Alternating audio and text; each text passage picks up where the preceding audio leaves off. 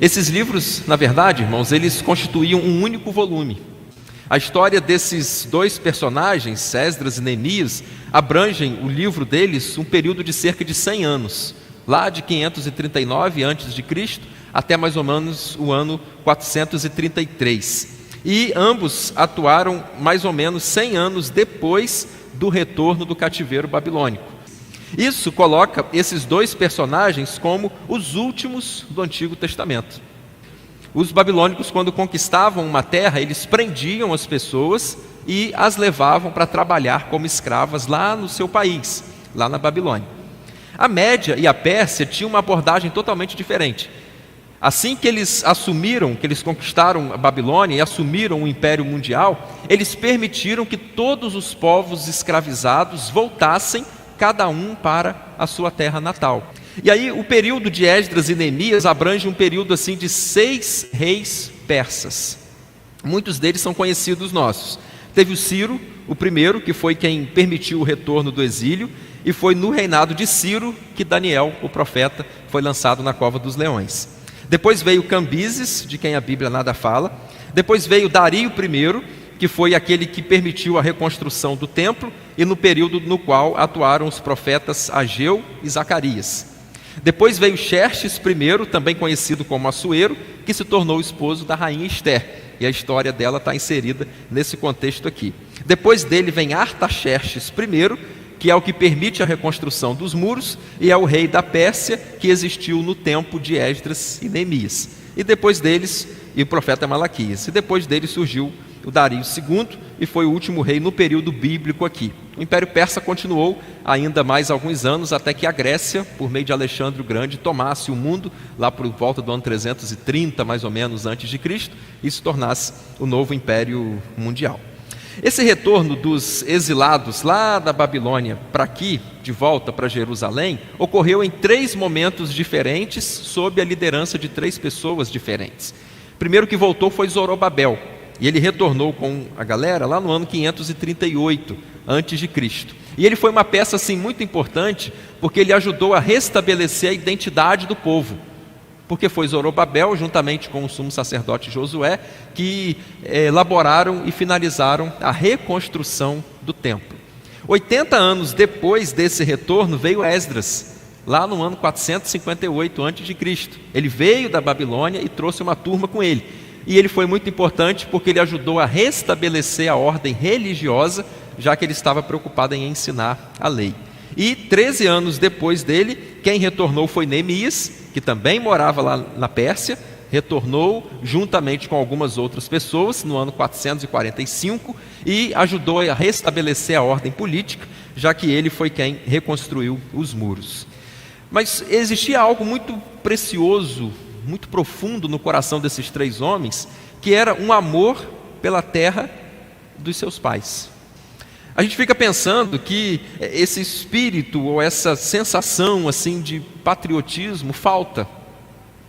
Essa coisa falta em nós. Eu sei que ter orgulho do Brasil hoje é muito difícil. O fato disso ser assim não me dá o direito de não amar a minha nação. A gente tem que orar pelo Brasil. Embora o Brasil não seja o que eu gostaria que ele fosse, mas eu preciso ser o brasileiro que o Brasil precisa ter. Os livros da reconstrução. São neles que nós encontramos a reconstrução do templo, a reconstrução dos muros, a reconstrução da cultura local, a reconstrução da identidade do povo, do orgulho nacional, da marca de Israel como nação. A gente encontra a reconstrução de muita coisa. E como a gente tem frisado, creio que você já tem entendido essa proposta, é muito interessante que a gente leia em nossa vida o livro que tem a ver com a fase que a gente esteja vivenciando. E se você estiver passando nesse período, ou passar daqui para frente, em algum momento que caracterize reconstrução em sua vida, o livro que você precisa ler, ou os livros que você precisa ler, são Esdras e Neemias. Reconstruir é mais difícil do que construir. Reconstruir dá mais trabalho, às vezes leva mais tempo, dá mais dor de cabeça, mas o resultado vale a pena. E aqueles que querem reconstruir, eles precisam ter determinação, assim como Esdras e Neemias tiveram. Precisam ter coragem, precisam ter garra, nós precisamos ter fé, visão. personalidade, humildade, sabedoria, paciência, serviço e, acima de todas as coisas, dependência de Deus. Esdras, vamos falar dele primeiro. O nome de Esdras significa ajuda. E é interessante que esse personagem bíblico, ele se tornou na prática aquilo que o seu nome significava. Já que ele tinha sido batizado com esse nome que significa ajuda, era como se ele dissesse o seguinte: eu vou viver para cumprir a razão do meu nome. Eu vou viver para cumprir o propósito da minha vida. Eu vou ser ajuda para as pessoas. Foi bem possivelmente o autor desse texto, já que em vários lugares nós encontramos trechos na primeira pessoa. E Esdras era um camarada especial. Ele era levita, portanto descendente lá da tribo de Levi, descendente inclusive de Arão, do sumo sacerdote. Ele era sacerdote também e era escriba. E o escriba era aquele indivíduo que copiava a lei. Esdras é conhecido como o segundo fundador da nação de Israel. Que papel fundamental que ele exerceu. O primeiro foi Moisés. Esse livro pode ser dividido em 3 partes. A primeira são os capítulos 1 e 2, em que nós vemos a volta dos primeiros exilados. A segunda parte, dos capítulos de 3 a 6, nós vemos a reconstrução do templo. E os capítulos finais, de 7 a 10, nós encontramos as reformas espirituais e morais que Esdras realizou. Eu queria destacar com você algumas aplicações importantes e relevantes para nós desse livro. Uma delas que eu queria dizer em primeiro lugar é que Deus é o Rei dos Reis. É interessante que Deus usou nações ímpias, nações pagãs, nações que não tinham o Deus de Israel como Deus, mas o Senhor usou estes reis como seus servos. Outra coisa interessante desse texto é que o altar de adoração precisa ser a prioridade. Assim que a galera voltou lá da Babilônia, agora Pérsia, para Jerusalém, assim que eles chegam, encontram aqueles destroços, encontram aqueles escombros, a primeira coisa, Esdras diz isso, a primeira coisa que aqueles sujeitos fazem é reconstruir o altar. Irmãos, a coisa mais importante, primeira, de nossa vida precisa ser a reconstrução dos altares. É interessante a gente ver nesse texto ainda que Deus pode fazer muita coisa a partir de pouca coisa. Daqueles que vieram, ou que tomaram posse lá de Canaã, foram mais de 2 milhões de pessoas, sob a liderança de Josué. E depois eles foram levados para a Babilônia, uns 400 anos depois, para ser mais exato, 385 anos depois, que foi o tempo que durou o Reino do Sul. E aí, depois disso, eles foram, então, ficaram 70 anos na Babilônia, e quando voltaram só 50 mil. E foi com estes 50 mil apenas que Deus reconstruiu toda a nação de Israel. Foi com estes 50 mil que Deus reconstruiu Jerusalém. Foi com estes 50 mil que Deus preparou o povo para que 450 anos depois daquele período Jesus nascesse. Inimigos podem paralisar a obra. Quando Zorobabel retornou com o pessoal, aí surgiram outros povos, assim, até com cidadãos mesmo, que começaram desanimando. Ih, rapaz, vocês vão reconstruir esse templo, não vai dar certo não. O desânimo assim jogado em cima daquele povo foi tanto que eles pararam a reconstrução do templo. E ficou parado por 16 anos. Então, meus irmãos, os inimigos eles podem nos prejudicar. E podem paralisar a obra. Você já começou uma grande coisa para Deus e depois você parou? Por várias vezes ele frisa que a boa mão de Deus está sobre ele. Olha, nós estamos hoje com vida, com saúde, porque a boa mão de Deus esteve sobre nós. Olha, nunca faltou para a gente o pão nosso de cada dia, porque a boa mão de Deus esteve sobre nós. Olha, não me falta um teto, não me falta motivação para viver, não me falta esperança, não me falta família, não me falta igreja, não me falta o amor de Deus, porque a boa mão de Deus está sobre nós. Esdras me ensina profundamente ainda a necessidade da gente confessar os nossos pecados como nação. Ele faz isso, Neemias faz isso também. Ele se apresenta diante de Deus, vê os pecados do povo e ele chora diante de Deus. Irmãos, eu não sei quantas vezes nas nossas orações nós choramos, é bem possível que já tenhamos chorado, algumas vezes em nossas orações, mas quantas dessas vezes em que choramos na oração foi porque a gente estava confessando o pecado. E mais uma lição que eu destaco de Esdras para nós é o perigo de casamentos mistos. O que estava acontecendo? O povo de Israel estava se casando com mulheres estrangeiras. E essas mulheres, como aconteceu com Salomão, elas trazem naturalmente a sua cultura, trazem a sua divindade, trazem as suas preferências.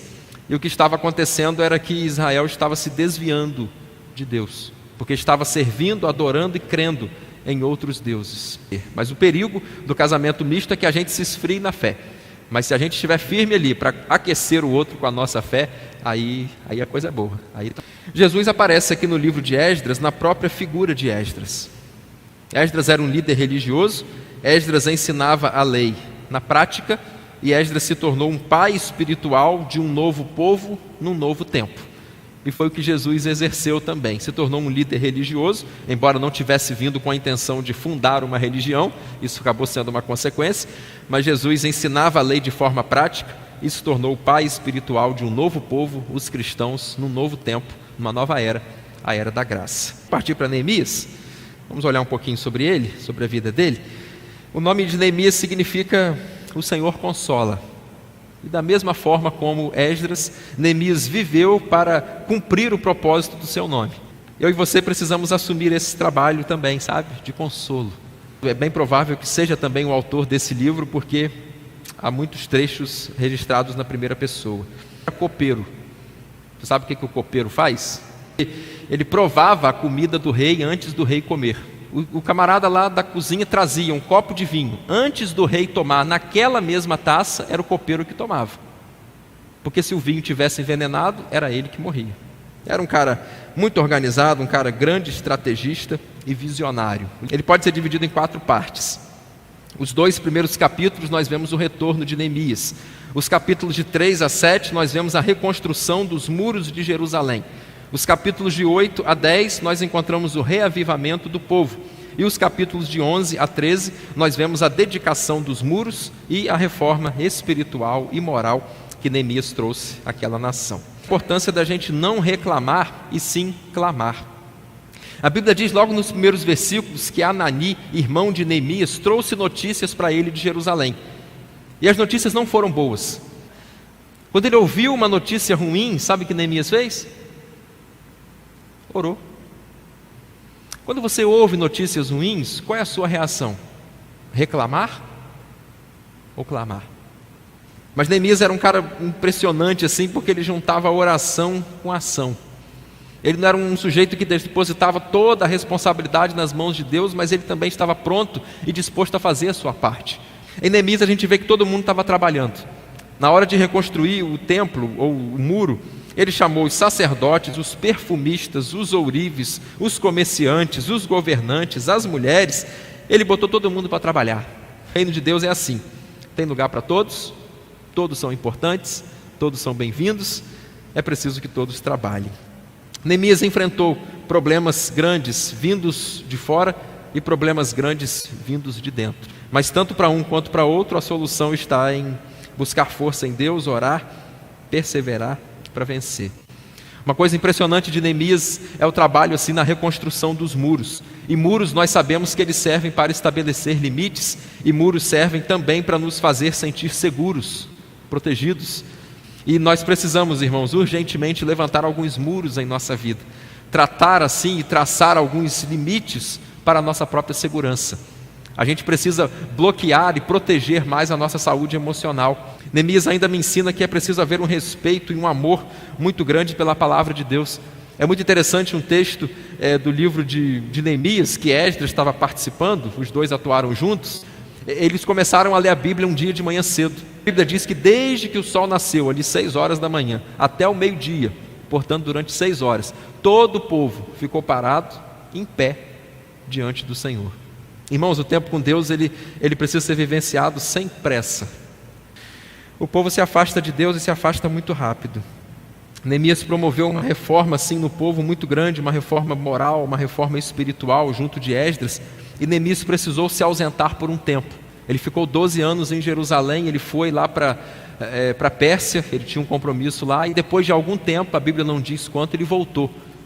E a Bíblia diz que quando Neemias voltou, o povo já tinha se desviado.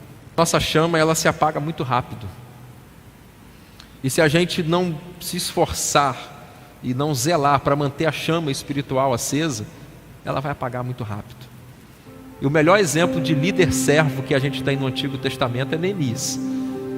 Um cara que falava para fazer, mas que pegava para fazer.